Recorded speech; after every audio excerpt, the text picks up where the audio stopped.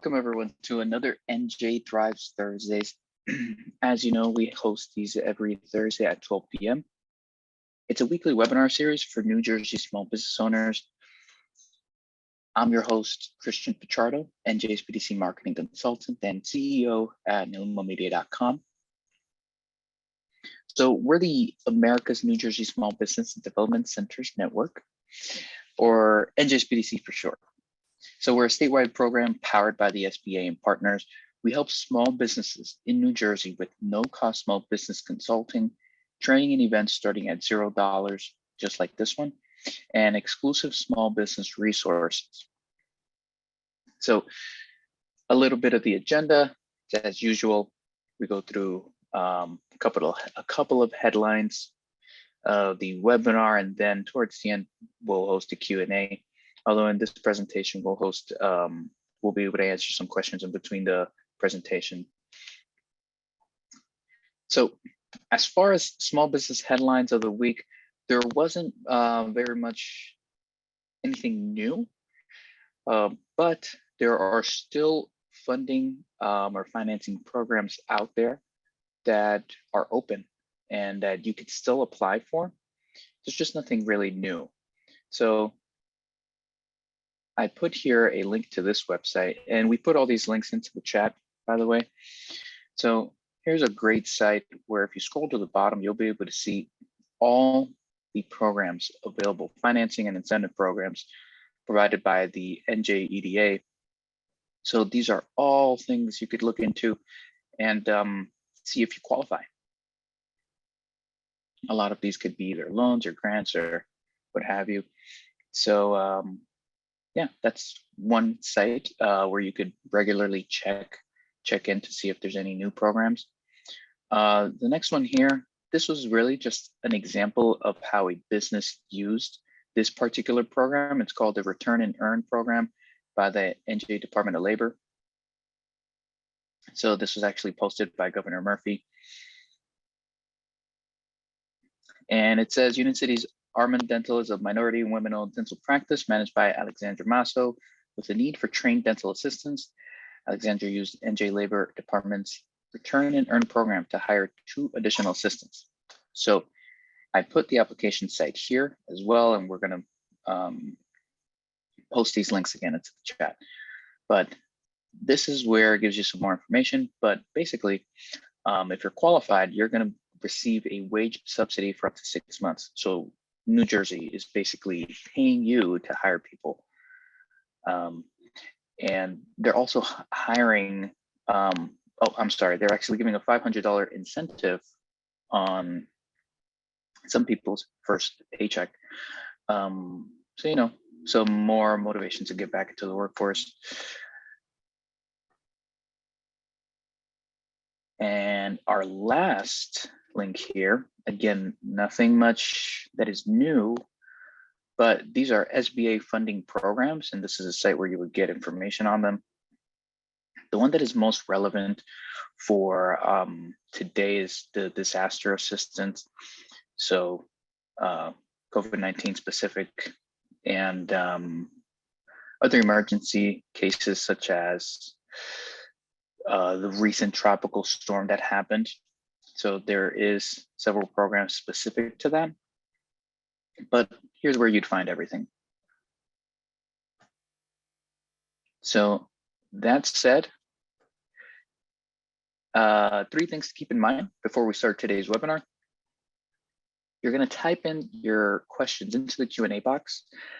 Throughout the presentation, we'll be able to answer some, but then at the end, we're going to have a dedicated time for Q&A. So just make sure it's in the Q&A section. You can ask anonymously as well, because in the chat, it could get lost between all the conversation. Number 2 would be completing a 3-minute survey. So once this webinar ends, if you complete the 3-minute survey, you'll be able to get access to the webinar recording and materials. And number 3, just until December 31st, we're running the Upgrade Your Business Certificate. You're eligible as long as you attend 3 events in particular categories. To understand the categories and understand if you're eligible, there's the link for that. We're going to drop it into the chat. And now, without further ado, today I'd like to welcome Boynton Weekes. He's a franchise consultant with Frannet.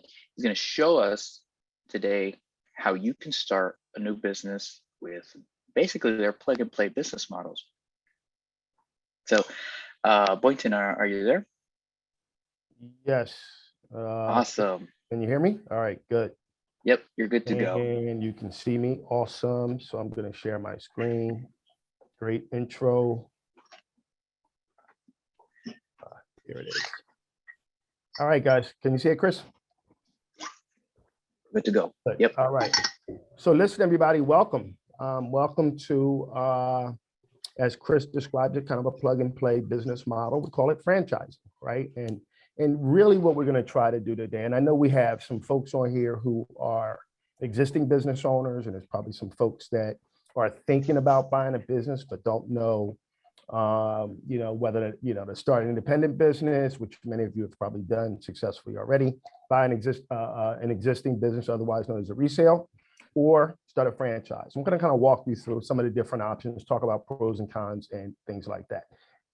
I start all of these webinars with this, major push, which is really around, folks, if you've taken time out of your day to be here, if there's something that I say that is unclear, please take this opportunity to ask the question, all right? No such thing as a silly question. All right, now let's see if I can advance my slide. Okay, there you go. All right, the only thing you need to know here, folks, is I've got about 20 years of franchise experience. Okay, so again, I don't know it all. I don't profess to know it all, but if I don't know it, I'll research it and get it back to you. So you're probably wondering, well, who is Franet? Franet is a almost 35-year-old now franchise consulting company. So we've been doing this for quite some time. What makes us unique, folks, if you think about the franchise space, there's nearly 4,000 franchises open and operating in the United States today. So oftentimes the void we fill, the service that we provide, is helping people to figure out how you navigate through all that stuff out there. Because you go to Google, you Google franchise, and all kinds of stuff pops up, right? So we try to take a strategic, targeted approach to helping people really to understand what that franchise space looks like. So we only represent about 220 franchises out of the nearly 4,000 franchises out there. I like to tell people we're not all things to all people, but we have taken a select few franchises in different industry groups. We've vetted them, we understand their success metrics and so forth. So we've kind of taken a lot of the guesswork out of the process for you and help you to figure out what's the best one of the ones we've selected that might fit your goals, right? Your financial goals, your return on investment goals, lifestyle goals, all that stuff, which we're going to talk about. And we have a proprietary assessment tool that we use that with our clients to help us kind of, navigate the clutter of things that are out there. So we'll talk more about that. Folks, when you, this screen is going to pop up probably 2 or 3 times throughout this webinar. And this is where I'm going to stop and ask Chris and Lorimer if there's any questions in the chat, or if you want to shout out loud a particular question, we can do that as well. And also to the right of the screen, you'll see a QR code. This will be an opportunity that if you want to engage with me at some point, you have some questions about franchising, maybe you want to franchise your own business, right? That's also a service that we can provide and help you with. Just open up your camera on your phone, click, scan the QR code, and it's going to take you to a link, and it's going to ask you a series of questions. It's going to provide my contact information and so forth. So, so that'll pop up at a point where I'm going to also ask if there are any questions. And remember, no such thing as a silly question. So here's our agenda for the day, folks. We're going to talk about COVID-19 a little bit. Why business ownership? I mean, it's nice that we have business owners on here. And most of you could probably attest that one of the most important things you did was develop your why, right? Why did you want to own a business? What type of business did you want to own? We're going to talk about the 3 different verticals, right? Start a business from scratch, pros and cons, resales and franchising. Risk, rewards, myths associated with franchising, and then how do we identify the best opportunity for you? So I am a franchise consultant, as Chris mentioned, and what I do is to help people to figure this thing out. When I bought my first franchise 20 years ago, I didn't have someone like me to talk to, where I would have been talking to myself, I guess. But I didn't have someone like me to go to and ask questions on a due diligence process, right? And part of what I try to do with my clients, and this is important because you see at the bottom, risk mitigation, that's what I'm going to help you do, right? People are fearful about the risk associated with opening a business, opening a franchise, and I totally get it. I made a lot of mistakes. So I try to parlay and share my mistakes with you so that you don't replicate the same mistakes. Whether you're working with me or another franchise consultant, and I just encourage that you do that, two things you want to look for. Is the person trustworthy? And have they owned a franchise before? And can they share, the day in the life experiences with you? That's what's critical. So not going to go through all of it. You have it here. And then let me also say this, folks. There's, in the interest of time, we got a hard stop at 1 o'clock. So I'm not going to cover every slide, but I leave the slides in so that if you request a copy of the presentation today, you have the slideshow in its entirety. Yeah, and just a reminder, once you finish the survey, you're going to get that presentation automatically. Awesome. Great. Yeah. Great. So again, the client bill of rights, we're the only franchise consultant that uses this. Read through it, get comfortable with who we are and our commitment to working with you. Let me say this, folks, because you're probably sitting there thinking, well, how does Boynton get paid? Nobody works for free, right? Here's the good news. You don't pay me a nickel. I tell all of my clients, I am going to force you, encourage you to conduct an extreme amount of due diligence because you're taking your hard-earned money and putting it on the line, right, for a future return on investment. So you don't pay me. If we find a suitable franchise partner for you based on all of your goals, the franchisor compensates me, okay? So for you, it's time, energy, and sweat equity. All right, let me get back to the presentation. So listen, folks, you may not be aware of this, but there's a downturn in the economy every 7 to 12 years. You can almost bank on it as certain, death and taxes, right? So this is not our first rodeo. We've been through this before. You might be interested to know that franchising as an industry segment bounces back, recovers faster from a downturn than the overall gross domestic product. So we've gone through this, 2000, 2001 with the technology, the tech bubble, right? 9/11, which was traumatically, emotionally, and in so many ways devastating to the economy, right? And then again in 2008, which was the subprime mortgage crisis, right? So each time we bounce back, there are opportunities as a result of a downturn, and we're going to talk a little bit about that. So here we are, another 12 years post the most recent downturn, which was the Great Recession, and here we are again, right? But keep in mind, folks, that there are opportunities. There are segments of franchising and business ownership that continue to do well right through the pandemic. This is a survey that was done recently by a company called Franchise Insights. And really what it was measuring was investor and consumer confidence.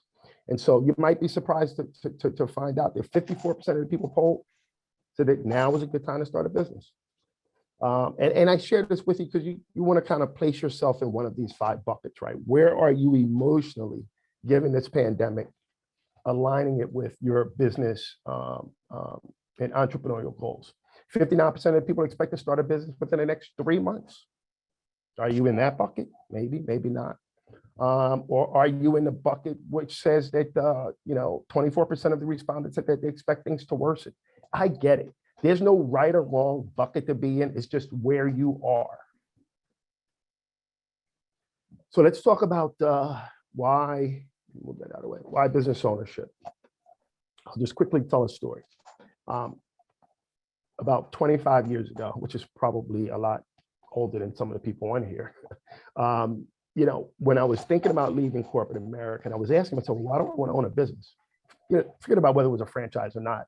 I didn't know what portal I wanted to fall in, right? But when I thought back on my life, I said, well, you know what?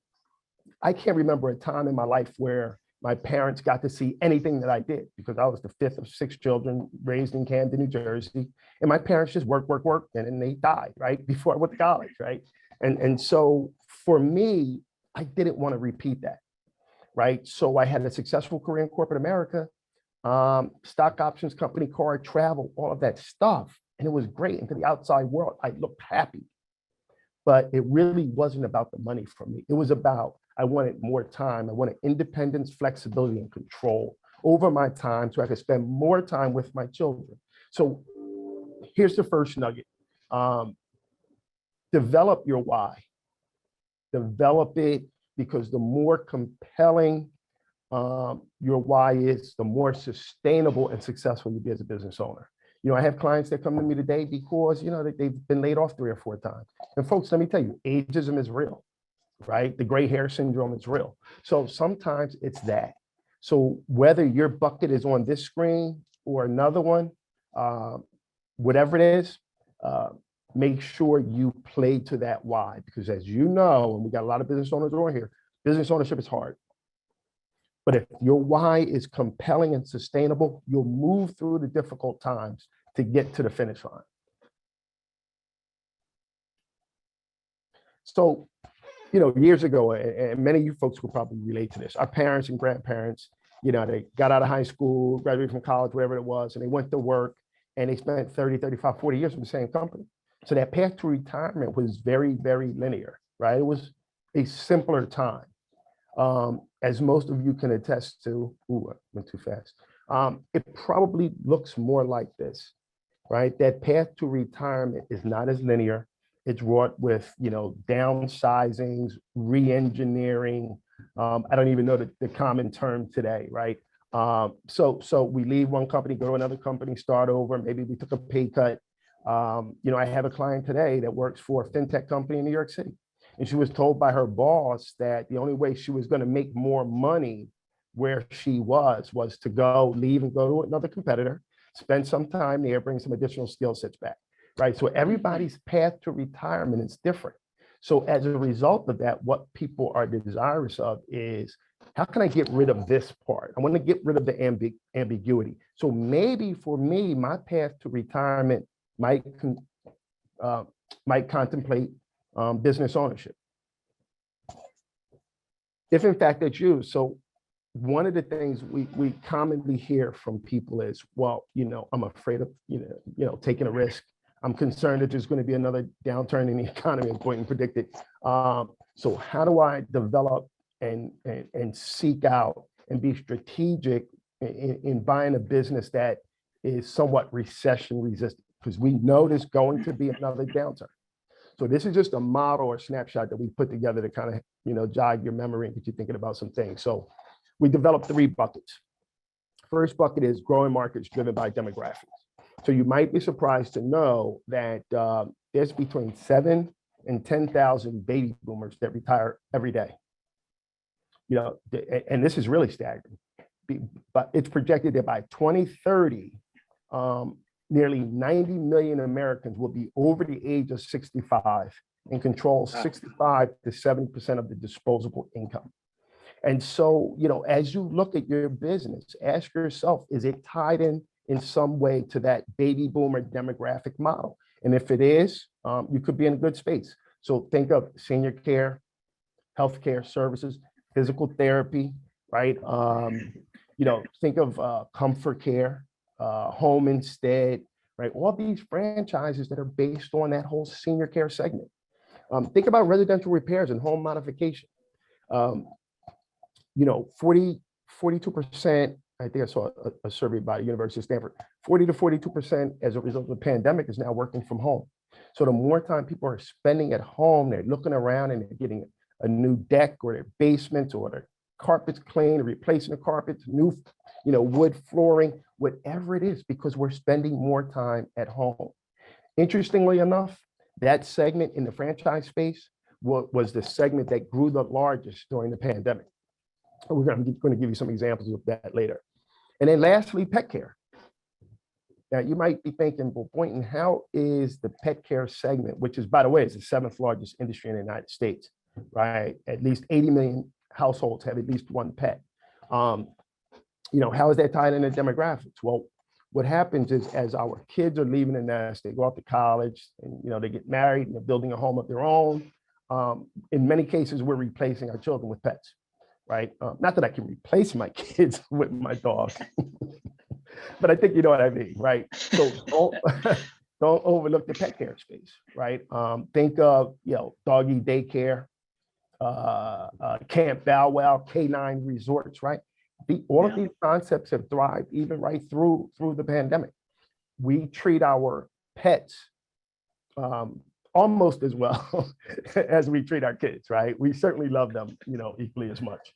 And it was interesting. A neighbor of mine actually convinced my wife, and we have an 8-pound Yorkie, that 4 or 5 years ago, she actually convinced my wife that my dog was at a disadvantage because he wasn't going out to a doggy daycare 2 or 3 times a week and being socialized around other dogs.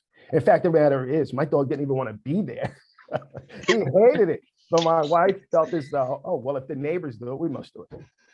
So the Oh, second, so the second bucket is essential services, right? Is your business what we might consider essential? So think of commercial cleaning, personal cleaning, residential cleaning. It's taken on a whole different perspective as a result of the pandemic. As corporations are reopening and asking people to come back into the workforce, well, the protocols around, cleanliness and desanitization, or no, sanitization, I think is the word, has been heightened. We have a heightened sense of sanitization right now. So corporations, residential and commercial businesses, all are utilizing these services now more than ever. yep. Also to add to that, federal and state agencies are also hiring for that too, because it's almost a necessity now to keep your business clean. Absolutely, 100%. Great point. Another essential business, think about automobiles, right? There's 300 million cars on the road, on the road today. The average age of the car is nearly 12 years old. So think of reputable, repair franchises like Mako and These companies have been around for 40, 45 years. Albeit probably not the sexiest of businesses, but listen, car breaks down, you're gonna get it repaired, hopefully by a reputable business, right? Because we got to get the kids to and from where they need to get to during the day. And then folks, think about damage restoration. And again, I was trying to think of some kind of remote examples that people don't typically think about in terms of opening a business. But think of damage restoration. You turn on your television. We are inundated, folks, with insurance company commercials, right? Yeah. Progressive, what's the lady's name? Flo? Yes, flow. Flo, right? And Liberty Mutual, Limu to Emu. Now it's NJM, no jingles or mascots, right? Well, why are they doing it? Right? Insurance companies spend hundreds of millions of dollars a year to acquire customers and policyholders. And when they have a loss as a result of a natural disaster, fire, mold, biohazards, whatever it is, their customers need to be made whole again, and immediately and correctly and in a timely manner. So think of some of the franchises in that space, which have done very well, again, through the pandemic. Think of the Surf Pros of the world, right? So again, not the sexiest of businesses, but definitely essential. And then there are what we call B2B franchises and businesses that help other businesses stay in operation, right? In New Jersey, we have about 260,000 businesses, of which 90% are, quote, under $10 million small businesses, right? According to the SBA. Well, those businesses in many cases are too small to have a chief information officer, right? But they may still rely on technology to run their business, right? So maybe you have a technology background, or you just like that space, right? It's essential for that small business to have access to those technological resources. Same thing with signage and graphics. Think of companies like Fast Signs that have been around for 40, 45 years, right? Signage and graphics are more important now than it ever was. Walk into the stores, it's our new hours, now hiring, 6 foot apart signs all over the floor. Somebody's printing this material and providing small business owners with that information. So let's just talk quickly about the 3 portals, pros and cons. Start a business from scratch, existing business, buy a franchise. So start a business from scratch. This is great because you are the king or the queen of your business, right? You're setting the culture of your business. You got total control. You make all the decisions, and that could be tremendously satisfying for a lot of people. right? You're building a business from your dream, your passion, something you always wanted to do. It's the lifeline of America, right? But what are some of the disadvantages? And again, this is just to be high level. Consider all of this as you go into making that final decision about what type of business platform you want to use.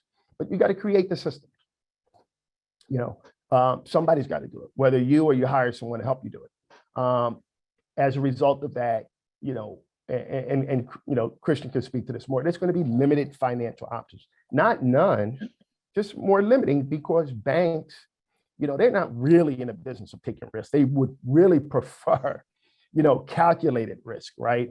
So it just reduces the amount of financial options you're going to have. And as a result of that, oftentimes there's going to be a slower ramp up. And relative to the other two portals, it's just a higher failure rate. It is what it is. It doesn't mean that you don't do it. It just understand that these are some of the advantages and disadvantages. You can buy an existing business, and we also do resales here at Franet. One of the first questions I ask my clients is how soon do you need to see the cash? Right? How soon do you need to see the money? What does your financial runway look like? And if it looks like, based on their burn rate, they need money today, because if you open an independent business or even a franchise, it's going to be 6 months, a year, 18 months, whatever it is, before you're taking money out of the business to support your home, right? But if you need to see cash today, maybe we flip out of the startup and we go into the resale, because there's going to be money today. The nice part is, as you're conducting your due diligence on the acquisition of that business, there's going to be actual financial results. Hopefully 3 years of tax returns, things like that, bank records that you can pour through to determine if this is the right business for you. As a result of the actual financial results, well, guess what? The lending community is going to be more prevalent, more available to you than if you were starting up an independent business or even a franchise. There's going to be systems in place. That's huge. There's already employees. You're not building this thing from scratch. That can be very appealing for a lot of people. And then what we're seeing on the resale side is, depending on the seller's motives and how eager they are to get out of the business and exit the business, more and more of them are showing a desire to provide some owner financing, right? Whereby they may say, okay, I'll stay on for 6 months or a year. I'll even hold 20% of the paper for a year to kind of reduce your cost of entry in terms of buying that business. And that can be very appealing for a lot of people. Owner financing can be attractive also because if you have an issue 3 months into the business and the owner is still 10, 15, 20% vested in that business, he's more likely to pick up the phone if he's on the beach in Hawaii having a Mai Tai, right? So what are some of the disadvantages? One of the biggest is it's hard in many cases, folks, to do an appropriate or accurate accounting in terms of an existing business, because, listen, let's face it, a lot of business owners don't account for all the cash on the books. Yep. So you got to be able to, kind of factor that back in to understand what is that business really worth? What is the value of that business? And then the second thing is, if you're buying a resale, you're usually going to pay a little bit more money for it, right? Because you're taking someone else's idea, they already built it. So there's going to be a multiple on it. What we see in a franchise spaces, typically successful franchise, they'll sell for anywhere from 2.5 to 4 times owner's discretionary income, right? So that's going to hike up the investment. But again, you're going to see cash day one. And then you can buy a franchise, right? And again, advantages and disadvantages of buying a franchise as well. Here's the biggest thing, folks. This is a proven business system, what I like to refer to as the playbook, right? And the playbook is going to have all of the operations and key performance indicators and all of that stuff. You're not creating those systems. Someone else has already thought managed that piece for you. And then as a result of that, there's going to be a lower failure rate. It is. And there's going to be greater financing options for you. One of the biggest disadvantages, and people often come to me and say, well, Boynton, I kind of like franchising, but this royalty thing is really driving me crazy. Well, the royalties exist for a reason. That helps the franchisor support you and the hundreds of thousands of other franchisees in the system, right? So the good franchisors are not going to negotiate away the royalties. So if that's too big of a hang up for you, then franchising is probably not the route for you. Yeah, I wanted to pause just a little bit and talk about those systems, because I think most people who might be entering business for the first time aren't aware of just how many systems there are when it comes to business. And if you're starting your own business, it's all on you to create it. And if you're hiring someone new, guess what? You have to teach yourself, then document it, then teach someone else and train them for a couple months. So I think systems are huge because of the learning curve and amount of time it'll take to create the supportive documents and videos or whatever. Just like corporate America, when you first enter a corporate job, they're giving you training videos, training courses, right? That's what you guys have to think about as a business owner too, for your own business. And when these systems are already created, that's why it's a plug and play. You could put someone in the position where they have to be, give them the training, and they could get going. Absolutely. Excellent point, Chris. I couldn't have said it better. Right. And so to that point, like franchising is not new. It's just exploding because, more and more people have access to it now, because part of it is because there's more information readily available via the internet and things like that. But franchising has been around since like the 1800s, right? But in the beginning of franchising, and I'm going back to the 1900s, early 1900s, when it was automotive, and then in the 50s when it was food, it wasn't really regulated. And so part of the explosion and the positivity around franchising now is, the federal government stepped in 1979 and regulated the sale of franchising. So if you're thinking about buying a franchise, I'm going to give you a quick little overview on the legal aspect of it.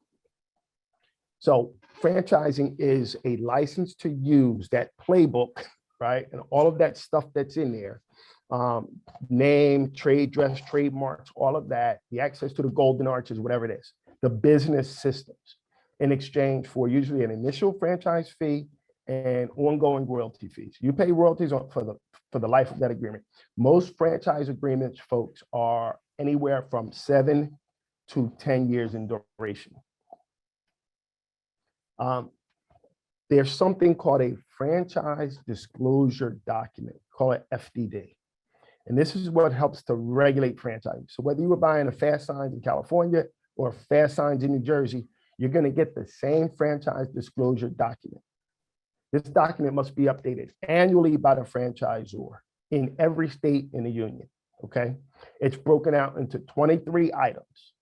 And while I don't expect you to read every page of this document, there are certain areas that you ought to go to in order to effectively understand what it is you're investing in.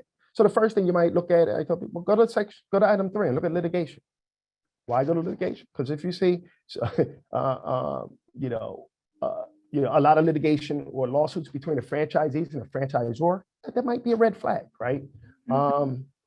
In item 7, we call it the total investments, right?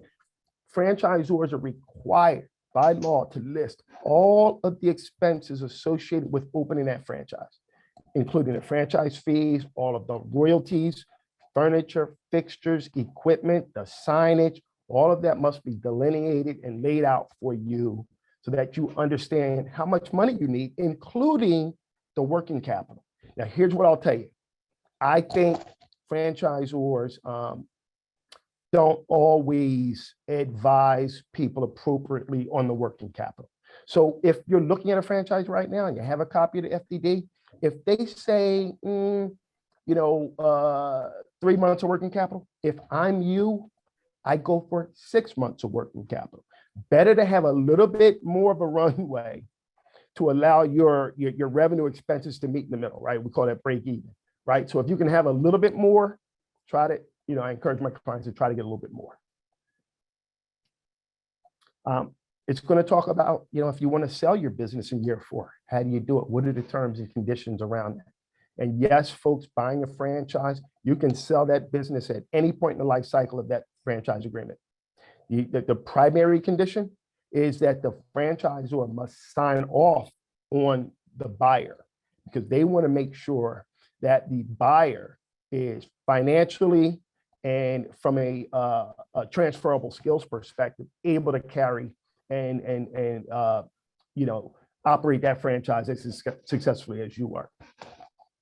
There's something called an item 19, because it's the 19th item in the franchise disclosure document, and we call it a financial performance representation. Only about 62 or 63% of all franchise companies have an item 19. Here's where I caution you. When you're looking at it and it says something like, oh, the top 50% of our franchisees average 1.5 million. Well, what does that really mean, right? So there's usually footnotes which spell out what it is they're really trying to say. So what I say is, don't take that at face value. It doesn't mean that you're necessarily going to do those numbers. That might be only 10% of the system. So understand what the item 19 is really telling you. Because I had a call with a guy the other day, and he was doing what we call validation. And validation is when in your due diligence, you're talking to franchisees. And he said, well, I talked to 4 franchisees and they confirmed some of the information in the item 19, and they're all making $300,000 to $400,000 a year. I said, okay. And I'm not going to mention the franchise. That particular franchise has about 4,000 locations. So I said, how many franchisees did you talk to? Well, I spoke to 4. That's not enough, folks. You need to speak to 10, 15, 20, right? And really understand from these franchisees' mouths how much money you can reasonably expect to make. So nice to have the item 19. That's not enough for you to make a decision on. List of outlets. Franchisors are required to update all of their franchisees annually, name, location, and phone number. And that's current franchisees as well as those that have left the system. Talk to as many of those franchisees as you possibly can. And it takes time, because sometimes they're not going to answer the phone because they're busy running their business, right? But it is a critical part of the validation, the due diligence process. And then lastly, there's going to be financial statements. Remember earlier I said that most franchise agreements are for between 7 to 10 years. So you're investing your hard-earned dollars. You want to make sure that this franchisor is on good financial footing so that they're going to be around 5 years from now to provide that support, to continue with the playbook, right? So very important. I talked about validation, folks. If you're looking at franchising, this is one of the things I love, right? Because I have access to talk to any franchisee in that Mako system, and there's 500 franchisees I can speak to if I so desire, right? But here's a takeaway on that. Don't just speak to the most successful franchisees. And a lot of franchisors will do that. They'll have you speak to the top 5 guys or top 5 gals, right, in the system. That's fine, because you might be that person one day. But I want you to speak to some people in the middle and some people on the bottom, right? It's no different than Chris, right? It's no different than our workplace, right? You've got your top performers, the people in the middle, and the people at the bottom, right? And they all serve a role, right? But talk to all of them so you can get a holistic approach and perspective on who this franchisor really is. Yeah, that's like when you're buying a product, any product, you go on Amazon, you'll look at the 5-star reviews, but I don't know about you, but for me, I look at the 1-star reviews and see, what's going on there. Excellent analogy. Yep. And I used to never look at reviews, right? But now I look at them all the time. Yeah. That's probably my age. So I'm a lot older than you, Chris. Well, it's all the random pandemic purchases that I've made. So now I'm looking I'm looking at the reviews more diligently now. Absolutely. So do we have any questions, Chris? Any questions in the chat or let's see. I don't see anything right now, but I would love everyone to, jump into the Q&A box, ask some questions. We're taking some breaks in between this presentation. And remember, you can ask anonymously if you would like to, so nobody will know your name or anything. Oh, don't be bashful. We got a question here. I'm sorry if I butcher your name. Abjid. Let me know if I got that right. But the question is, where do you find the list of the franchisee again? I'm sorry, my earpiece came out. So the question, No worries. question was, where do you find the list of franchisees? Yes. Right. So that list is going to be included in that document I referred to as the franchise disclosure document. So that's a legal document that all franchisors, once you are engaged in due diligence with that company, they're required to give you, usually now it's an electronic copy, and you have to sign off that you received it. And so that's where you're going to find under list of outlets, item 20, all of the franchisees, their phone numbers, and their locations. And they also include and have to update annually if they've had any closures, if they've had any failures, if any stores have shut down, right? They have to provide all of that documentation to you. So that'll be an item 20 in the FDD. Awesome. We have another question here where it says, is absentee owner a viable model for franchises? It's a very viable model in franchising. And I'm actually going to spend a little time on that in a minute.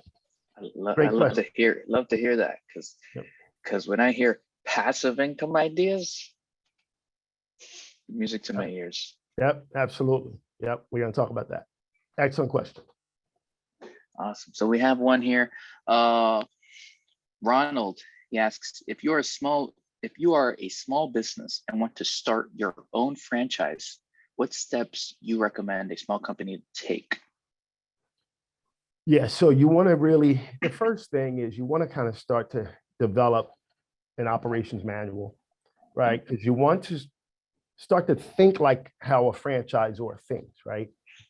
So that if you're going to sell your business to someone and they're going to open up multiple units, what might be those important steps, right? So I usually start with saying, hey, you might want to open a second or third location of your own, right? And now you kind of understand how to scale your own business. And once you've kind of figured that out, I have a couple companies that I work with that take people through the process of converting your business from an independent business to a franchise. And it can take years and it can take a lot of money. It could be between $75,000 and $500,000, depending on the nature of your business. Great question. Going back to systems. Yep, back to systems. So if you want to talk more about that, we can definitely talk offline about it. Awesome. Yeah. All right. So we have Anonymous asks, how does a small business become a franchise? I think you sort of answered that now. Yep. All right. So I think we're all good with questions for now. Okay, we're going to keep it moving. How we doing on time? Let's see, 12:43. Okay, we'll speed it up a little bit. So let's talk about some common myths associated with franchising. Let me go back. I'm sorry. So myth number one, franchising is only fast food and retail, right? That's typically when we think franchising, we think, oh, McDonald's, Burger King, and then consequently, we start to think, well, I need $2 million, I need $3 million, right? So it's kind of one of those myths that we really need to debunk. But let's put it into some context. So here's a nice little pie chart for you. So kind of broke out some of the major industries. So if you look at quick service restaurants, make up 20% of the franchise space, and full service another 5%. So 75% of the nearly 4,000 franchises out there are food. That leaves, 75% of all of the other stuff. So to answer the question to respond to the myth that franchising is food, it's really not. But those are the commercials we see. Remember, I talked about that home modification, home repairs, all of that segment that did really well through the pandemic. Well, that makes up about 8% of the overall franchise pie. And that's sort of important, right? Because some of the larger, the McDonald's and the Burger Kings and things like that, yeah, they do cost $2-3 million potentially to get open and operating. And you have to have a different financial balance sheet. Some of these smaller guys do very well, strong return on investment. It might be 150,000. We're going to talk about that. I'm curious, would you be able to give an example of the real estate one? I've never heard of a franchise related to real estate. So one of the big ones now, but when you say real estate, so let me give you an example of one that I'm thinking of. So are you familiar with the salon suites? That's a big concept that's kind of taken over, kind of the franchise space in the last probably 5 years. That's where you take a building, maybe, I don't know, 500 to 7,500 square feet, and you carve it up into many salon suites. Hence the name salon suites, right? Okay. So there's a handful of competitors in that space. Salons by JC, which is kind of the higher end model. Got a few here in New Jersey. Then there's Solar Salons, Phoenix Salons, and they're kind of in that middle tier. But some of these concepts can range from 400,000 to about 1.2, 1.3 million. Because again, it's really a real estate play. But but it is that semi-absentee play that you were talking about, one employee. Right. Yeah, that's interesting. Cool. Yep. So myth number 2, franchisee because of the quality of the product. Again, folks, you might already know the answer to it because I already alluded to it 3 or 4 times, right? It's the playbook, the marketing, the sales, the operations, right? When you open a franchise, the franchisor understands the demographics they're looking for, the psychographics, right? What is the, is it, household income over 200,000, 2.3 kids and a dog named Muffy. Like they really break it down to the analytics because they use certain systems that compare franchisees in different geographical areas. And they try to come up with a model which says, okay, these particular franchises over here successful because they're in this particular demographic and psychographic. Again, you're not creating these systems. That's what you're buying. That's the success of buying a franchise. Successful franchises emerge in new industries with no new competitors. That is false. Think of franchises like Great Clips, Supercuts in the hair care space, right? Which is where I got my sea legs initially. Well, when these companies started franchising in the mid 80s, there was a barbershop on every corner, right? And so where there was competition is where they went, right? So competition showed that there was a market for the service or product. Same thing with McDonald's, right? When they came on the scene in the mid 50s, well, there's a burger joint on every corner, right? High return requires a high investment. False. Again, thinking about those serve pros, home-based, residential, home modification repair type businesses, they often have a significantly lower cost of entry, and the return on investment can be very, very high. So do not overlook the smaller, lower cost investments because that jewel that you're looking for might really reside there. Franchises are expensive. Expensive is kind of a relative term, right, Chris? Like what might be expensive to one person may be inexpensive to another, right? Right. So if it all depends what you make, what you have. Right. So depending on where you are, and we kind of go through all of this in the process, if you think about all of the franchises that are out there, again, 11% are under 50,000. 27% are under 100,000. 55% are under 250,000. So again, we don't need to think Burger King, McDonald's. That's not the end all be all to franchising, right? There's some really good gems in that lower investment range that people just don't even know they're franchises, right? And in many cases, we're utilizing these services of these businesses, not even realizing it's a franchise, but it's the playbook and the reason why people bought it. So what does that mean in terms of the money?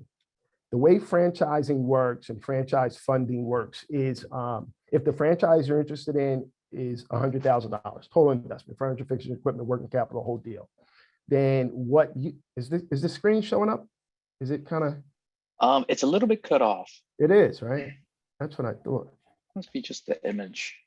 Okay, so let me just tell you what that says. So what it says is that if the franchise is $100,000, you have to be thinking, do I have 20 to 30% of that money available to me?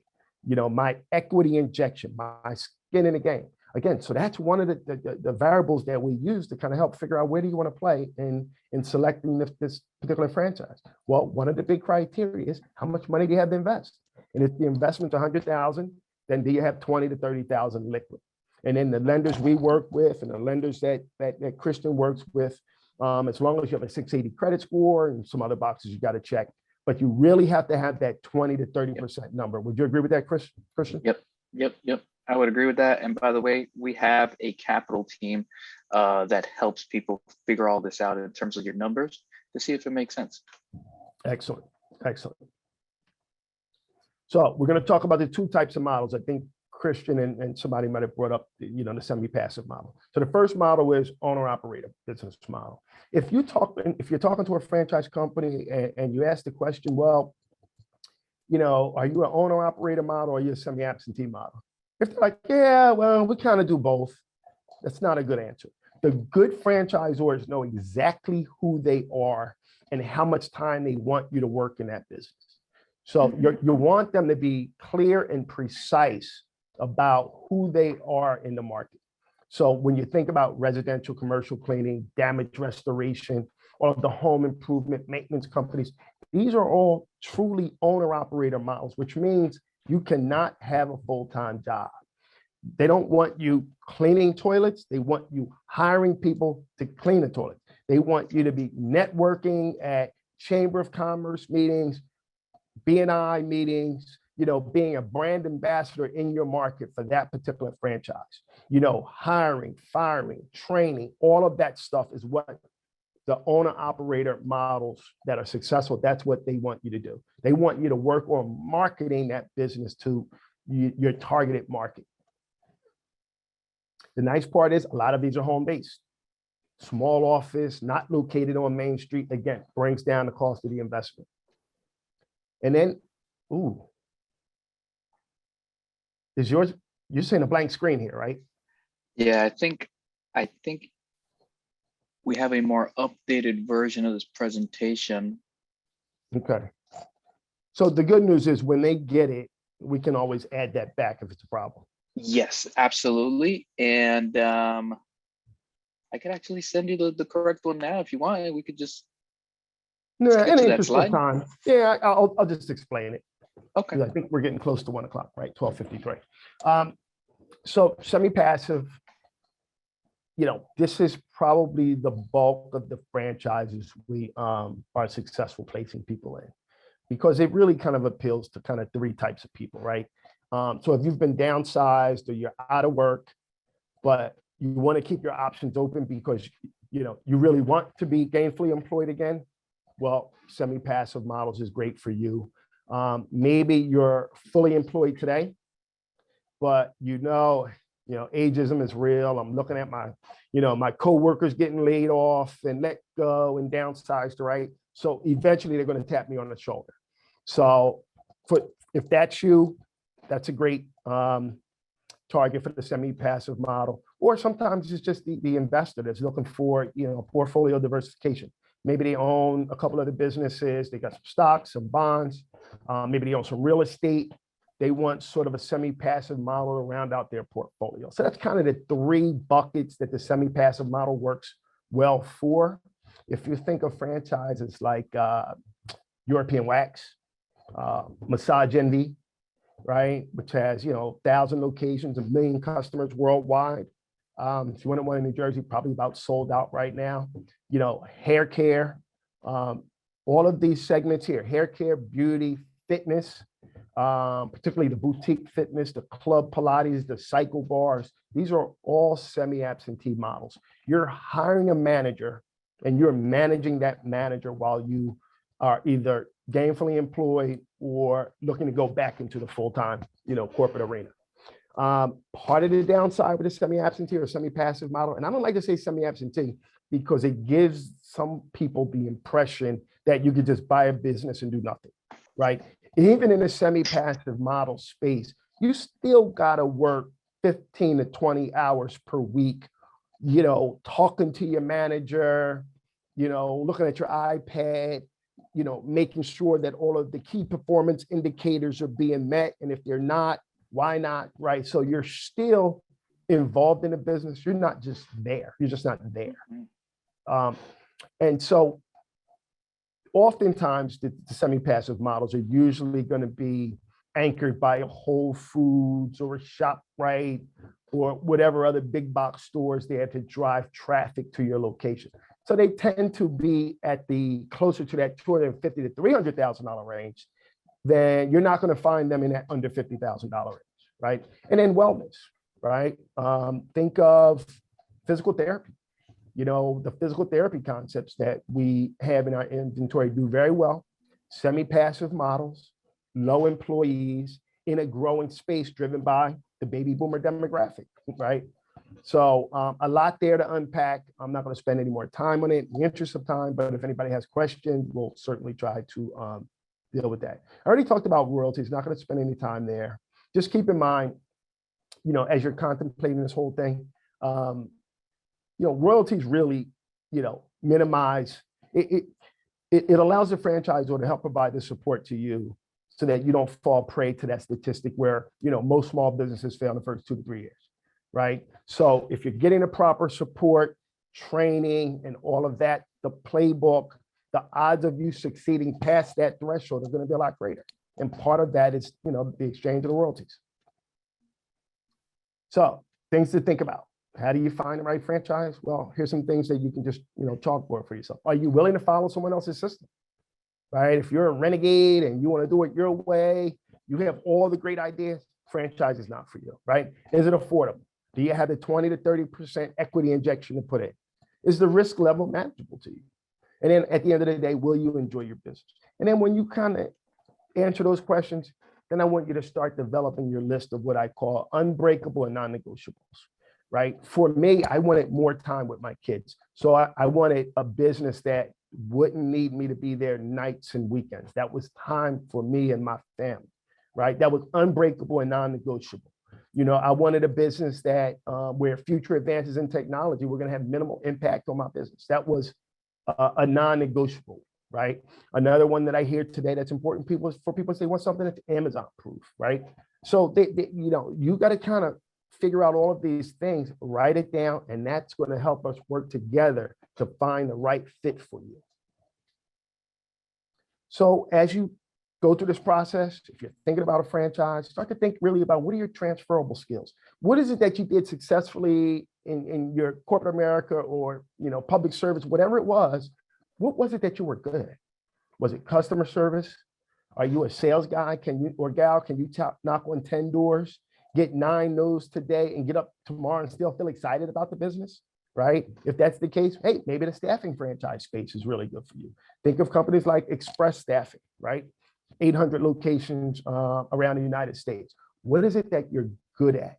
And then, because the good franchisors know that if they're looking for someone that has strong customer service skills, that's important to them, because if you open a Meineke franchise, right? People go to a Meineke, which 1,000 locations, right? They go there because they want someone that they can trust, right? They want someone who, the franchisor wants someone who has strong customer service skills, right? Because it's all repeat customers. That's what it is, right? Repeat customers, right? So if that's your space, something like that might be good for you. Maybe you're an ops guy or gal, right? Operations and management, staffing, whatever it is. Figure out who you are, and that helps us to bridge that gap. And then we're going to help you do something what we call build a personal business model for you. And that's going to really get into the weeds, and it takes some time to do this. This isn't an overnight thing, folks. We don't just, engage tomorrow and you're opening a business in 2 weeks. It usually doesn't work that way. We're going to talk to you about things like, maybe Christian says to me, and we're going through the due diligence process. He says, well, Boynton, I spent my entire career working around white collar employees, right? That's really what I'm comfortable managing. I'm not comfortable managing blue collar employees. And then I go, yeah, Christian, well, you said you really wanted to open a commercial cleaning business. We got a conflict, right? Because the commercial cleaning business, the people you're hiring are usually going to be blue collar workers. So again, we got to get in the weeds and talk about all of this, because again, in the beginning, I said, listen, you're putting your hard-earned money on the line. Let's, touch base on all of the key metrics.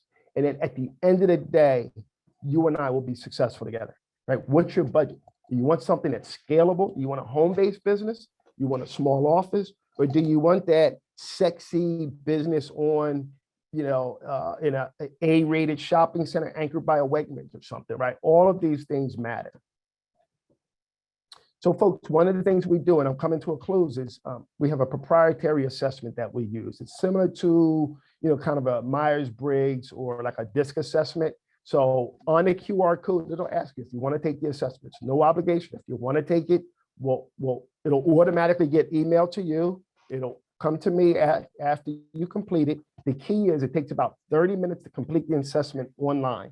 But you have to do it when you have 30 minutes of uninterrupted time, okay? Otherwise, it's going to time out and you're going to have to start over again.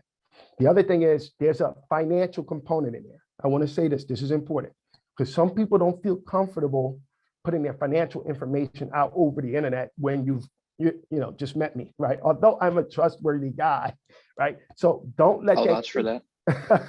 So don't let that keep you from completing the assessment. Skip over the financials.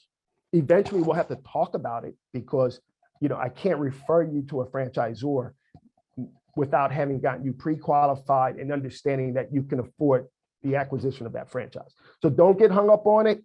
If you don't want to complete it, it's fine, but we will need to talk about it later. So some quick statistics. After 2 years, 64 businesses are still open. 5 years, 50%. When we look at our own Franet data, we place about 500 people in business a year across the country. And the nice part about it is 25% of them are female-owned. That's been a nice change that we've started to see over the last 8 to 10 years.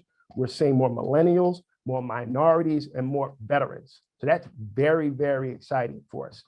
So we kind of measure our own numbers and we say, okay, if that's 64% is for the overall industry, when we look at those 500 people a year that we place in business for the last 30, 35 years, that number goes to 91%. That 50% that would still be open goes to 85%. Those are numbers that we look at and value. And part of it is, we give people the right to say no, right? We're very honest and say, look, maybe now's not the right time, right? Why don't you go back and work on your credit? Why don't you, build up your savings so that by the time you go into business, we can both feel pretty comfortable that now is the right time.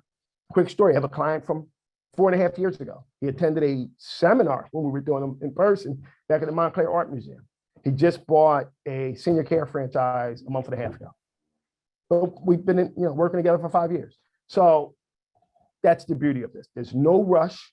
We're going to, our goal is to get you to a fork in the road, a yes or no, right? And both outcomes are good. That's awesome.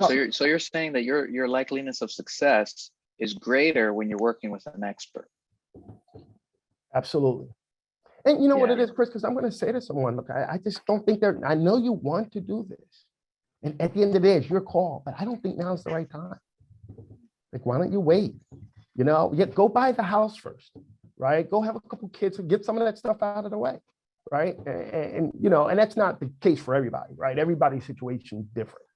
But the goal is to do this when you're most ready to do it. And you're going to increase the likelihood that you're going to be in business 3, 4, 5 years from now. So again, professional advisors, use the SBDC. These guys are amazing, the amount of resources they have. At some point, you're going to need a franchise attorney. SBDC has lender relations. I have them, accountants. We're going to bring all of this together to help you build that right team of folks around your board of directors, right, as we like to call it. Yeah. So I'm going to wrap up. Here's my contact information if you want to take a picture or if you want to reach out, or you can just simply click on the QR code and we can connect if you like. If not, hope to see you on the next one. That's all I have. Awesome. Awesome. So let me go ahead and does everyone have this QR code, by the way? Please you could scan it over your phone. Just open up the camera app and you point it at this QR code, and then it should detect a link. So you'd be able to just tap that link and open up the page from there. So I'm going to go ahead and share my screen. 105. I failed this. I'm 5 minutes over. You're all good. As long as you have. They want to go back to the contact page. Okay. The very last page, right next to last. Oh, I'm sorry. I took that off. Go ahead. Yeah. So if anyone has, we could probably take, can you take one question? Absolutely. Okay. Anyone has, we have time for one question. I'll go back. Go ahead and put it in the chat or in the Q&A, whichever one is fine for now. You know, it's not letting me go back. Or can you, maybe you have control. Oh, there it is. Okay. There we go. Yep. Awesome. So I encourage everyone, if you're interested in starting a franchise, if you don't want to build it on your own, you want someone to give you all the resources that you need, and make it very easy to own your own business, then you should reach out to Boynton. There's his email, his phone number is there. Make sure you take a picture of this, save it in your phone. Remember, all of these services are no cost. Yes. Right? Say that again. It's no cost. But it is time, and it is time, energy, and sweat equity. We're gonna make you work. Right. But who else is gonna sit with you for an hour, an expert to talk to you about what you should or should not do? There's consultants charging way too much money. Mm-hmm. So this is all provided for you. We have a question by Erica. Is there a place to check for $50,000 franchises?